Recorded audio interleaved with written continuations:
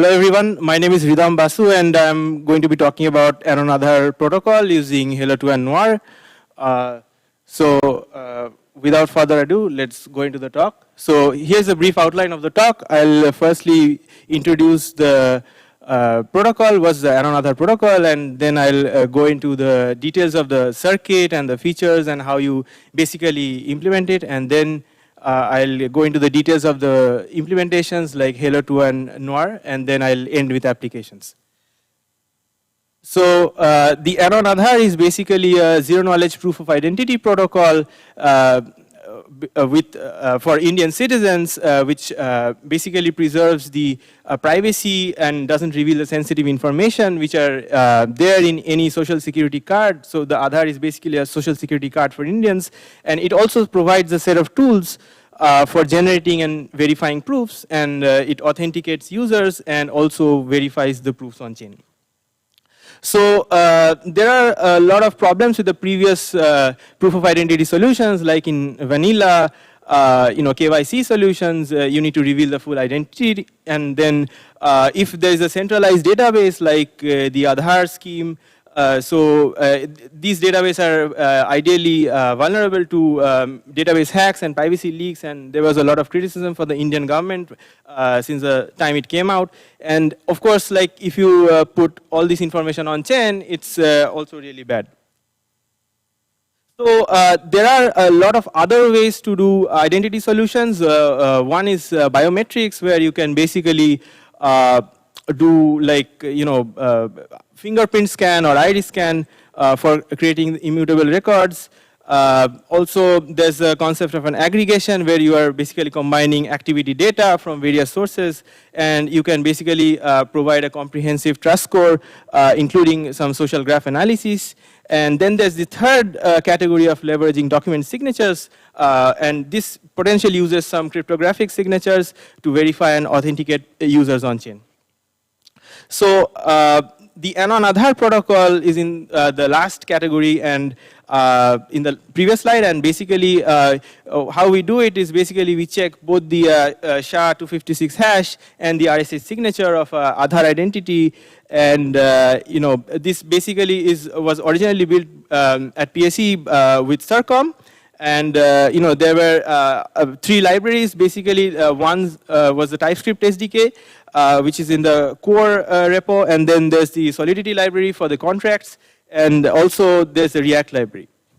So what's the problem statement? So a government potentially will sign and issue an identity to a user or a citizen in this case, and the citizen basically gives this identity in the form of a scanner, we'll see in the next slide, to construct a proof, in this case a zero-knowledge proof, which will basically hide all the sensitive information, and then there's a verifier which verifies the proof of identity from the prover.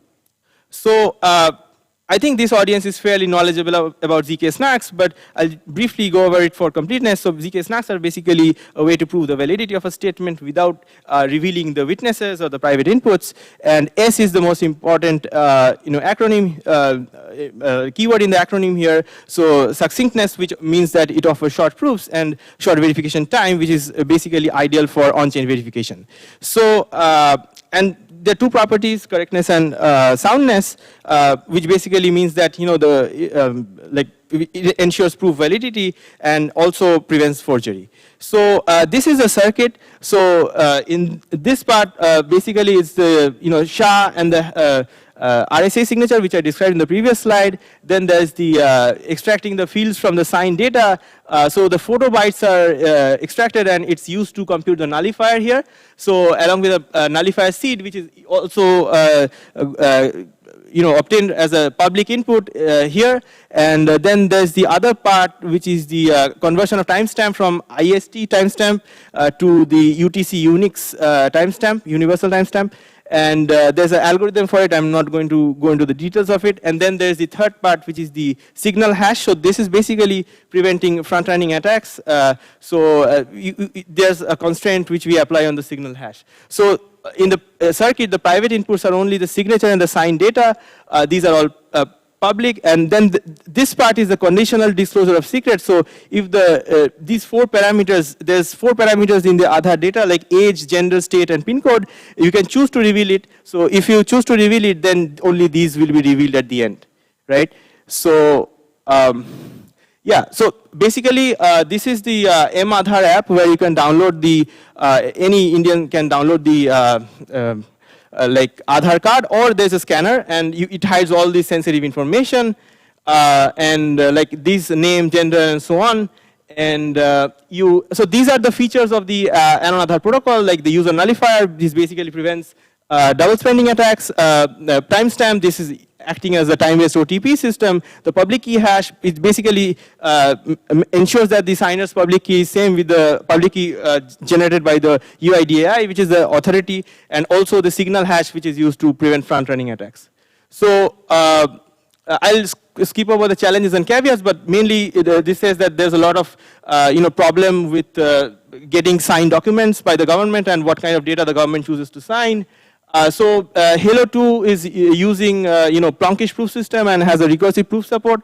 So this is some of the libraries that I used for Halo2, and I wrote each of the separate circuits that I shown in the circuit slide separately and combined them into one circuit and tested it with real data. So this is the results for Halo2. So most of the stuff is very efficient in milliseconds for proving and microseconds and milliseconds for verification, except the RSA part. And the on-chain verification cost is also pretty efficient. It's like 6.5 million gas for the Halo2 gas cost. And for Noir, it's one of the foremost proving systems by Aztec, and it basically, we can write custom circuits and prove a backend using Barrett-Inberg CLI. And same algorithm as Noir, like a Halo2 implementation, elliptic curves and BN254, and the versions are given here. And these are the results for Noir, 0.5 seconds roughly for proving time for all of the parts of the circuit, and 0.05 seconds roughly for the verification time. The gas cost is like under 3 million for each of them. So the code is entirely open source. You can check it out.